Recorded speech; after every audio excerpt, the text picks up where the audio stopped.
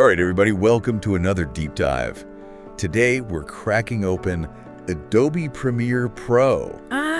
Premiere. The video editing software, the one that pretty much everyone uses My big one. to make movie magic and stuff. So to guide us through this, we're going to be looking at this really cool YouTube tutorial.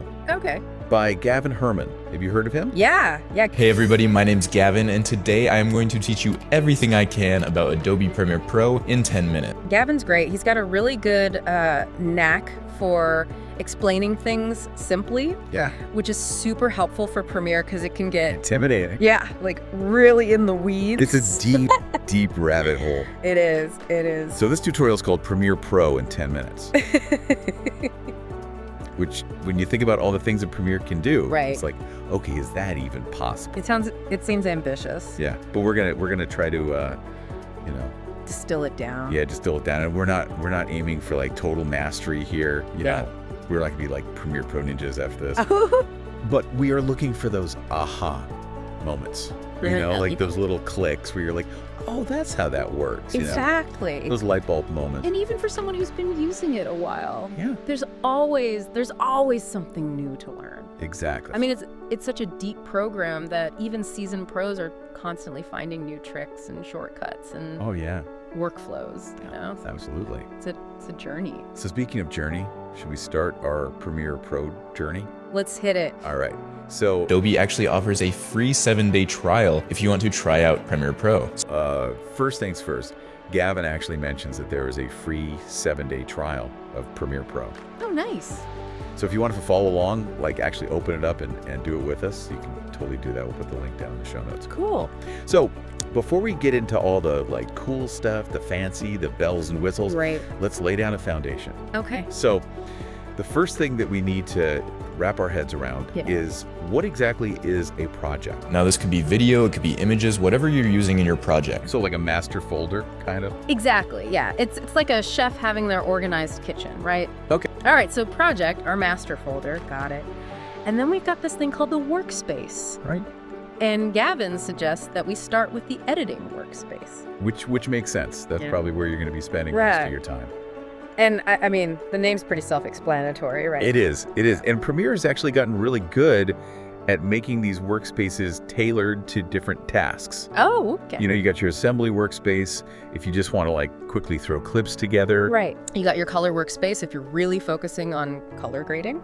Okay. Now let's talk about getting our media, our stuff, into Premiere Pro, which is importing. Right. Exactly. Yep. Pretty straightforward. But first, I'm going to make a folder to import these assets into. All we have to do that is come down to this bottom left-hand corner and click New Bin.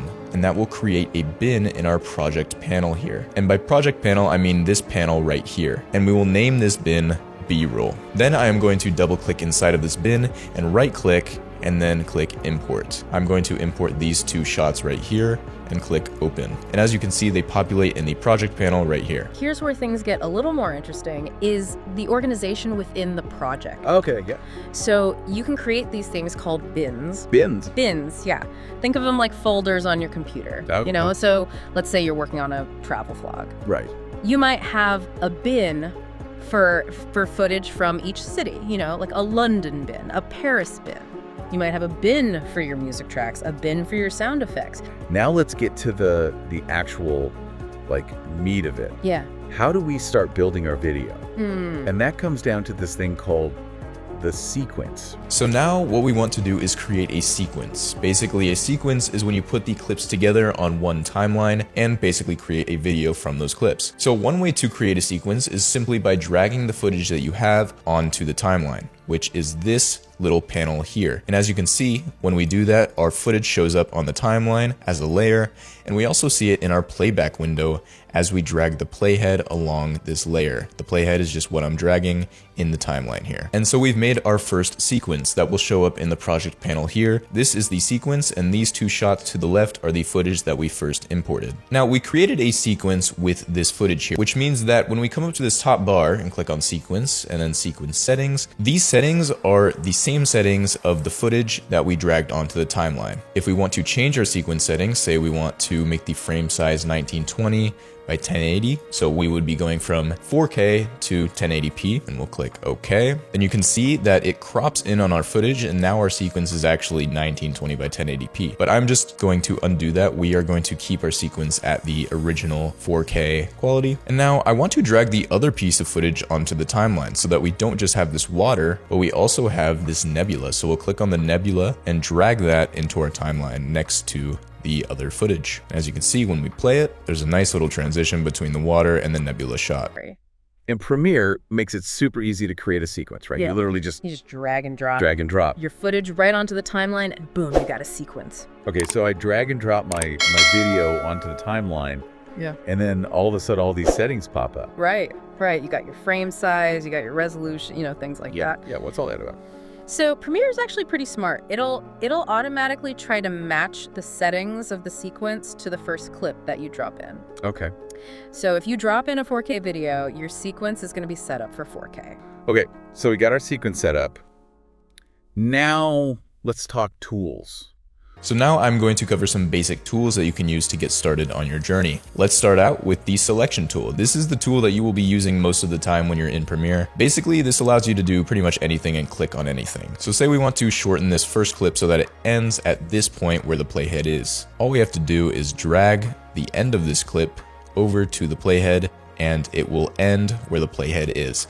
Now, if your clip didn't snap to the playhead like mine did, then you just need to toggle on this little snap in timeline button, and then your clip should snap. And then we can also drag this clip over so that there's no black space in between the clips, and we still have that seamless transition between the two. Now, instead of dragging over, just to save a little bit of time, you can also click in this blank space, and it'll highlight white, and you can hit backspace, and it deletes the space. Just a cool little trick. Let's move on to the next tool, which is the track select forward tool. And so basically what this does is we will duplicate this layer just so you can see another example here. If you want to select these two clips here at the same time, you could click and drag your mouse over them. But if you have a ton of clips that are stacking on each other and you have a big long timeline, then that's just a lot more difficult for you to do. So instead, what you can do is use the track forward select tool, or you can click A on your keyboard, and it will select everything to the right of where you click. And if we click and hold on the track forward select, you also see the track select backward. And this is basically the same thing, just backwards. Cool. Let's delete these. Now let's click and hold on the ripple edit tool, and we see the rate stretch tool. So the rate stretch tool is actually really cool. Let's say we want to make this clip go a little bit faster because it's really slow. So with our rate stretch tool, you can also click R on the keyboard to get there. Just drag from the end of this clip and let's go to here. And as you'll see, the clip is really fast now.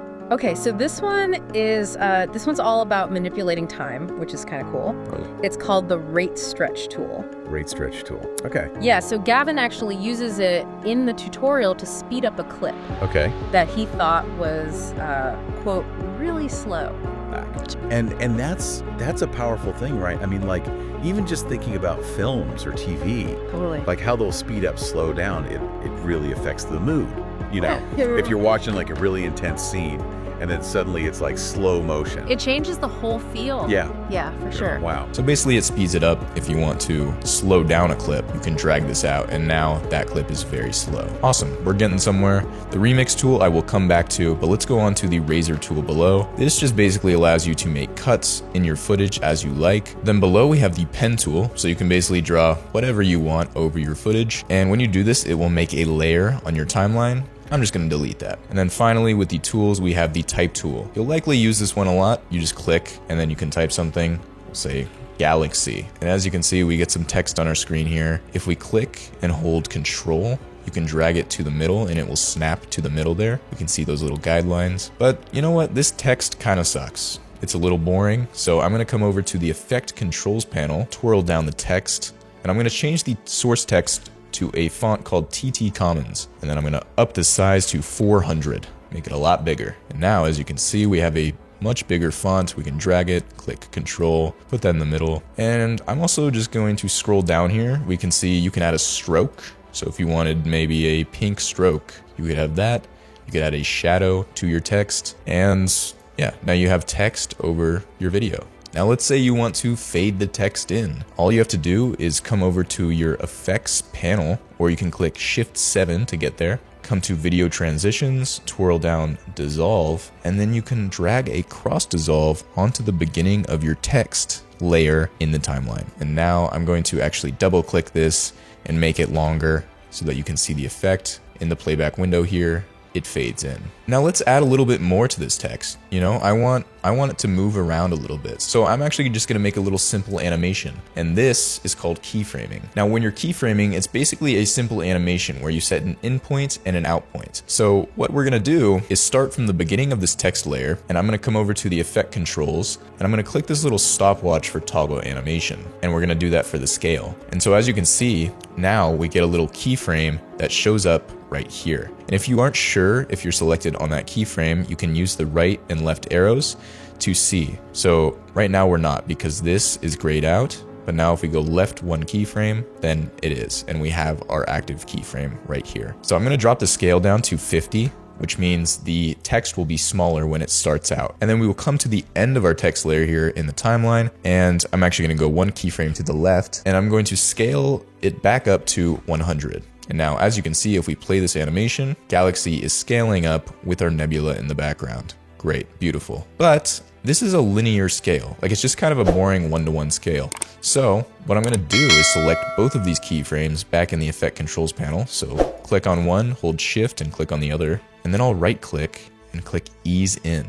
Now, so you can see what that actually did is, I'll undo that. We can see that is the linear scale right there. When I ease in, the scale is no longer linear. It's a lot smoother.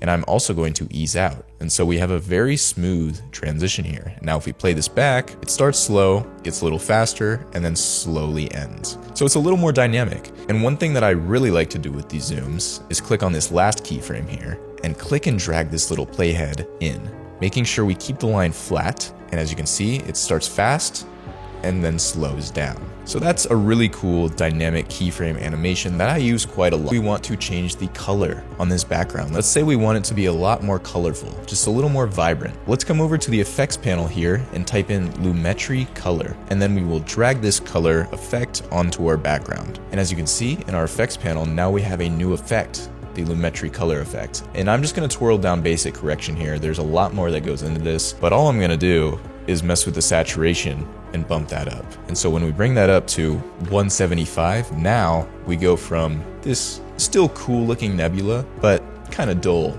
in comparison to this almost fantasy looking nebula. Now let's say we want to add some music. Now I actually have a music folder that I'm just going to drag in here, and let's select a calm song. I'm going to zoom out on my timeline just so we can get the full picture by clicking minus. You can also zoom into the timeline by clicking plus. But now I will drag this audio layer down to one of the audio tracks. So these are audio tracks below this line here, and everything above are video tracks. So I'll drag it onto the first audio track. But this is where the remix tool that I was telling you about comes into play. Why would we want the music to be this long? It's just a little too long for our footage. So we could go into the footage and just make a cut here and end it, but that's, you know, it's a little bit abrupt. So we're actually gonna be using Adobe's remix tool to just shorten this for us. If we click on the audio and drag it to the end of the nebula clip, it'll do some clip analysis, and then boom. Now our audio ends pretty much where our clip ends. Pro is pretty amazing, huh? Like, it does it all. It really does. It's a powerhouse. Speaking of powerhouses, we got to talk audio too. Oh, right. We touched on it last time, adding music and stuff. But there's so much more we can do. Audio's like the secret ingredient that makes your video really come alive. Okay, you're making me curious. What kind of, like, audio magic can we do in Premiere? Think of it as sound design. Like, you're painting with sound. You can use it to create a mood, you know, build suspense, Yeah. enhance emotions, even tell a story without any visuals at all. So there you have it. We went from zero to, well, maybe not hero, but definitely more knowledgeable about Premiere Pro. We've come a long way in just a few minutes. Thanks to Gavin and his awesome tutorial. And remember, this is just the start. The more you practice, the more you'll discover what Premiere can do. It's a journey for sure. So, to everyone listening, I challenge you, what story are you going to tell with Premiere Pro? What will you create? The possibilities are endless. All right, that's it for our Premiere Pro Deep Dives. Thanks for joining us. Until next time, happy editing.